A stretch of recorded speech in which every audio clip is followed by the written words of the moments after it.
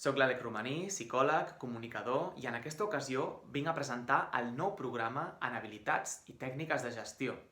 Un programa que, encara que es pot aplicar al segon cicle d'ESO, realment està pensat perquè els alumnes de batxillerat adquireixin i utilitzin les eines necessàries per construir i mantenir una bona salut mental davant de la demanda acadèmica tan intensa que se'ls demana en aquesta etapa.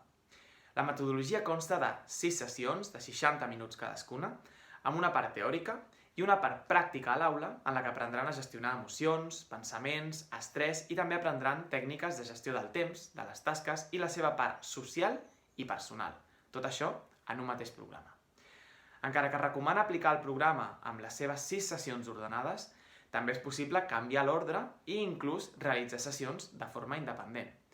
Per exemple, la sessió número 1 tracta d'habilitats toves on intentem canviar la imatge que tenen les persones d'elles mateixes i millorar aquesta autoimatge i també identificar les pròpies fortaleses personals. La sessió 2 tracta de la gestió de l'estrès, es fa un estudi sobre la psicobiologia de l'estrès i en responem a les preguntes de per què el sentim i si el podem utilitzar en benefici propi.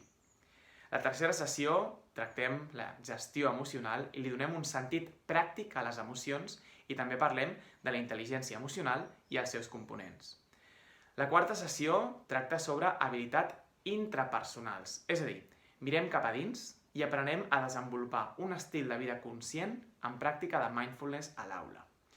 La cinquena sessió parlem de les habilitats interpersonals, és a dir, que mirem cap a fora i aprenem les bases antropològiques de la cooperació, així com el concepte d'interseccionalitat per obrir la mirada a la diversitat de gèneres i cultures del món.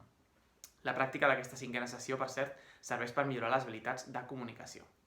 I finalment, l'última sessió, la sisena, parlem sobre la filosofia aplicada, és a dir, que anem a buscar la filosofia clàssica, tant d'Orient com d'Occident, per entendre els problemes que afrontem a l'actualitat.